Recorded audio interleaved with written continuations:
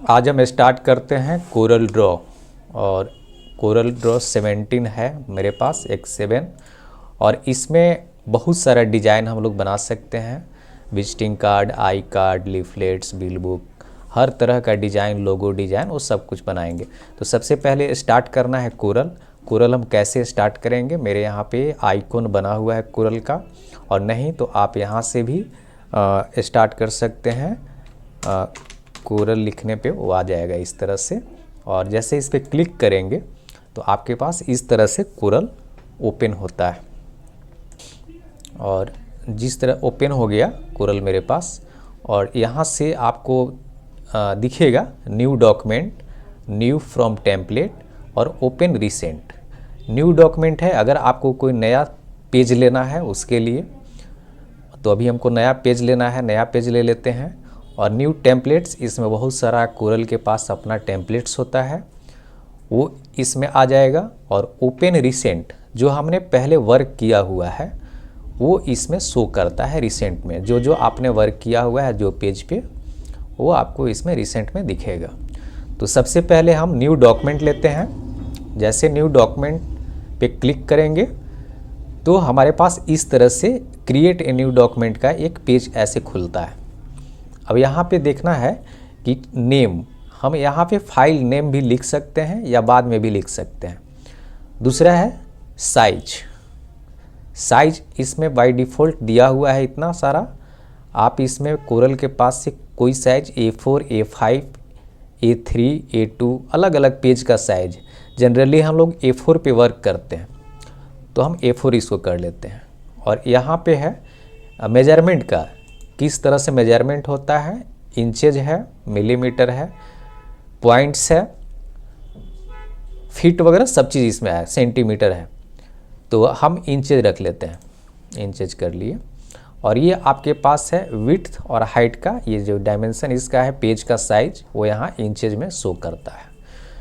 एक यहाँ देखते हैं ये पोर्ट्रेट, जो खड़ा इस तरह से दिख रहा है वो पोर्ट्रेट, और एक इसके बाद वाला है वो लैंडस्केप। पोर्ट्रेट में अभी आइकॉन शो कर रहा है पोर्ट्रेट, तो पोर्ट्रेट आएगा। अगर मान लिए हम लैंडस्केप करते हैं तो ये लैंडस्केप पेज खुलेगा। पोर्ट्रेट रखते हैं तो पोर्ट्रेट खुलेगा। अब नंबर ऑफ पेज, हम पेज को यहीं से घटा बढ़ा सकते हैं। जैसे मान लिए 10 करते हैं तो एक ही बार में वो 10 पेज ओपन हो जाएगा, और सिंगल करते हैं तो सिंगल पेज ओपन होगा। ठीक है। और यहाँ DPI है, पेज छोटा रहता है तो बाय डिफ़ॉल्ट अपना 300 DPI ले लेगा। और फिर हम यहाँ पे एक do not show dialogue again, अगर आप इसको दोबारा नहीं देखना चाहते हैं तो यहाँ पे टिक कर देंगे तो ये दोबारा नहीं आएगा, तो इसलिए इसको हम छोड़ देते हैं। इसमें हम फेरबदल करते हैं। ओके, तो अभी एक पेज ओपन हो गया, और इसमें मेनू दिया हुआ है ऊपर में, मेनू बार, टाइटल बार, ये सब आपके पास है। और ये हमारे पास टूल है। टूल अब सबका वर्क अलग अलग है। आज हम टूल्स के बारे में जानते हैं। तो सबसे पहला जो टूल्स है वह है पिक टूल। पिक टूल, और यहाँ जो दिख रहा है ऊपर में मेनू में, अब इसमें देखते हैं कि यहाँ भी पेज का साइज़ दिया हुआ है A4। यहाँ से भी हम पेज को ऐसे ओपन करके पेज का साइज़ को आप चेंज कर सकते हैं। दूसरा, कस्टम में भी आप चेंज कर सकते हैं। यहाँ से डायरेक्टली हम, जैसे मान लिए इससे थोड़ा अलग पेज चाहिए तो बिल्कुल स्क्वायर चाहिए तो 20 इंच बाय नीचे भी 20 कर लेते हैं, तो ये बिल्कुल शेप यहाँ कस्टम हो गया। और ये 20 इंच बाय 20 इंच का पेज हमारे पास आ गया। यहाँ इंचेज है तो ये 20 इंच आ गया। और यहाँ पे अगर मान लिए फिट करते हैं तो ये फिट में फिर शो करेगा।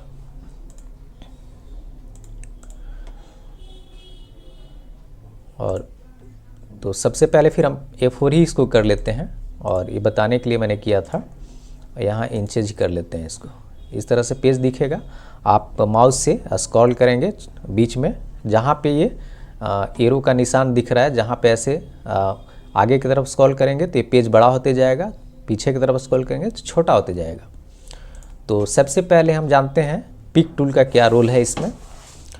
तो पिक टूल के लिए एक्चुअली जैसे मान ली कुछ भी रेक्टेंगुलर ले लिए, राउंड ले लिए और कुछ भी इस पे ड्रॉ करते हैं, तो पिक टूल का मेन वर्क क्या है, इसको एक जगह से दूसरी जगह मूव करना। जैसे मान लिए यहाँ इस पर क्लिक करते हैं या लाइन पे क्लिक करते हैं, सिलेक्ट हो जाता है, या आप ऐसे भी इसको सिलेक्ट कर सकते हैं और इसको एक स्थान से दूसरे स्थान पे ले जाने के लिए पिक टूल का यूज होता है। तो पहला इसका काम है एक जगह से ले जाना और दूसरे जगह पे ले जाके ऐसे छोड़ देना है, या कहीं भी इसको ऐसे आप मूव कर सकते हैं। ठीक, ये सिलेक्ट करने के बाद इसको आप कहीं भी ऐसे ले जा सकते हैं। दूसरा है, इसमें एक और आता है free hand pick. Option wise हम बता रहे हैं कि आपको कहीं भी कोई दिक्कत ना हो। ये पिक टूल है और पिक टूल पे ही ऐसे कॉर्नर पे यहाँ तीर जैसा दिख रहा है, यहाँ पे ऐसे क्लिक करेंगे तो इसमें 3 ऑप्शन है, free hand pick, free hand pick. इसको ऐसे क्लिक करेंगे तो इस पर सिलेक्ट हो जाएगा, और दूसरा है कि आप इसको इस तरह से आप सिलेक्ट कर सकते हैं। तो ये फ्री, दोनों का काम एक ही है, फ्री हैंड ट्रांसफॉर्म। इसको आप यहाँ से जिस मर्जी आप शेप दे सकते हैं, ऐसे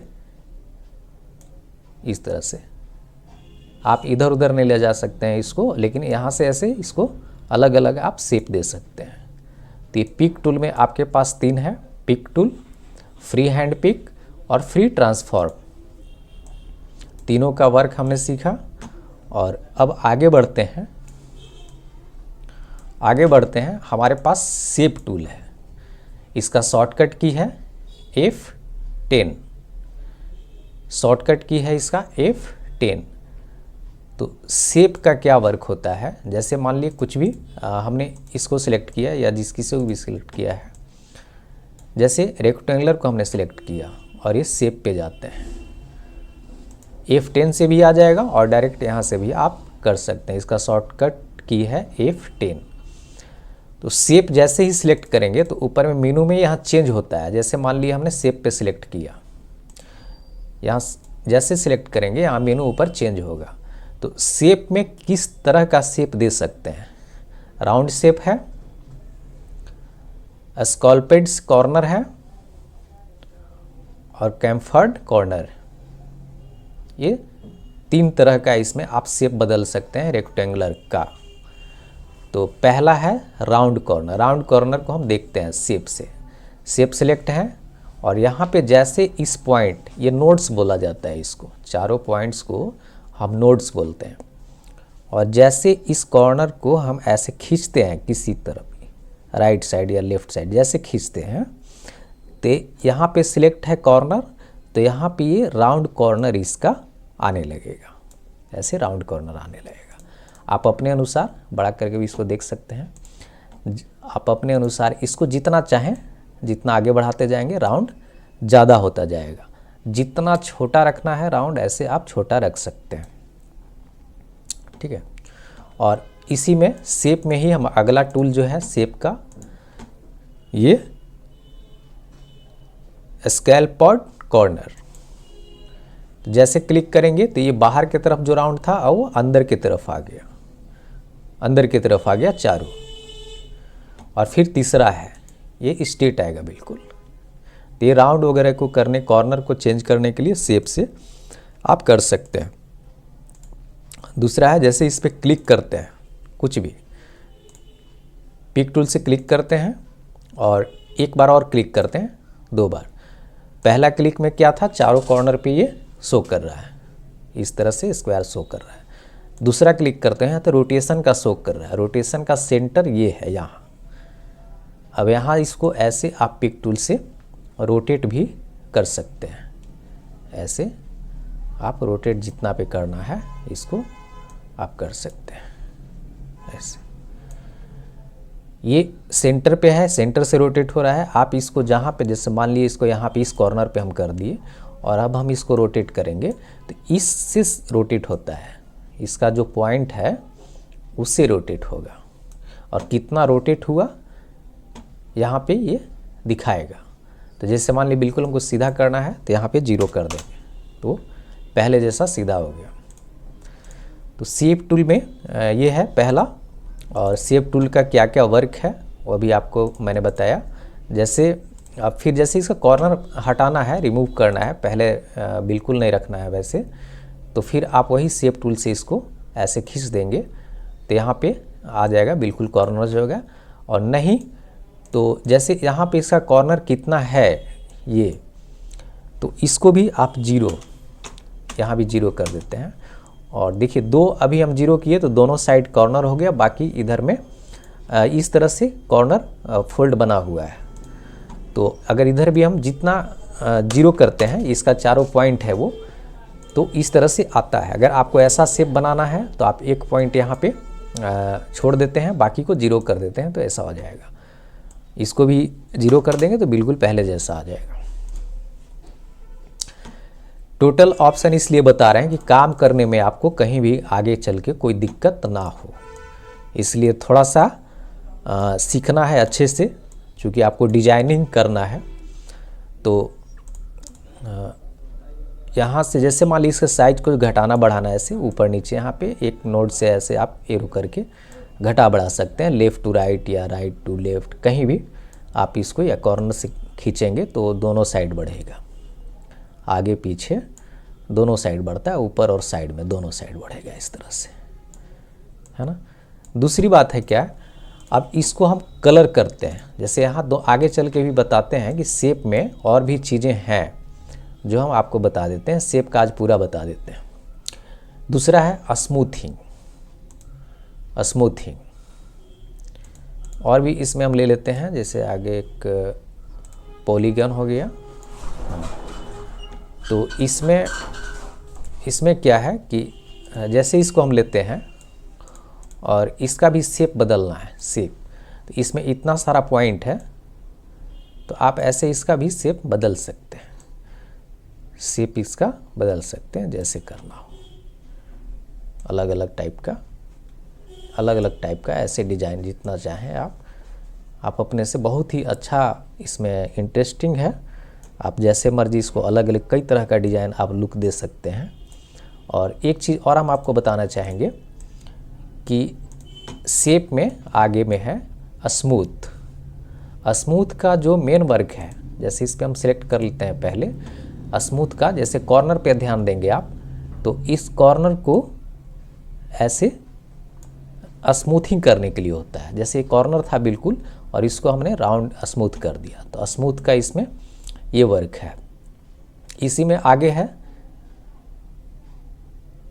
स्मेयर का, आगे में है स्मेयर।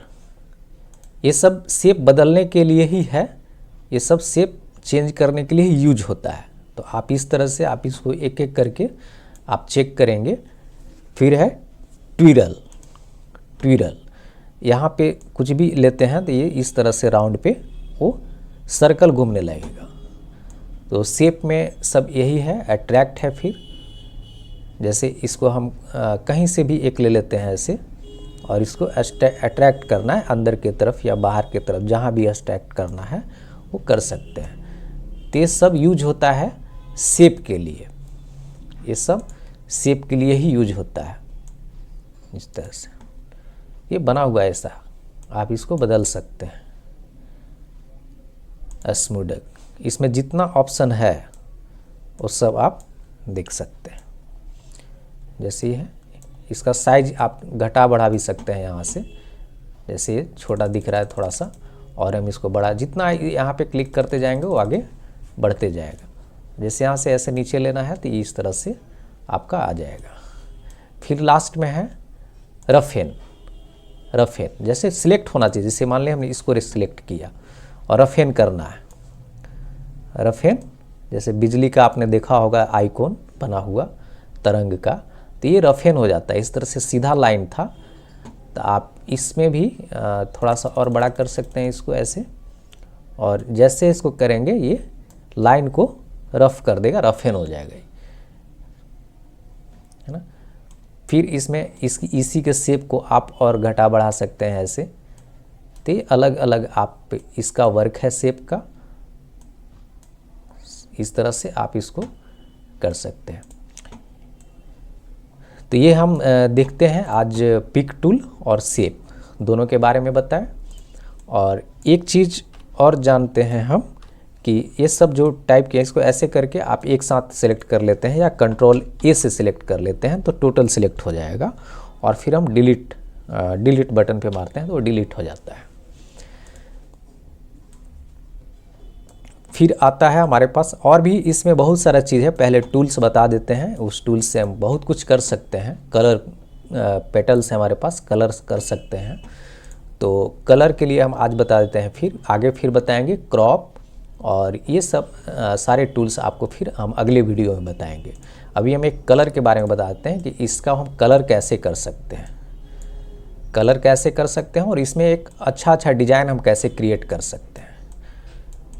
तो कलर के लिए सबसे पहले क्या करना है, इसको सिलेक्ट कर लेना है, पिक टूल से सिलेक्ट कर लेना है और यहाँ पे लेफ़्ट क्लिक करना है। कलर पे ले जा करके यहाँ दो पेटल्स है कलर का, पहला है RGB है यहाँ पे और दूसरा है CMYK।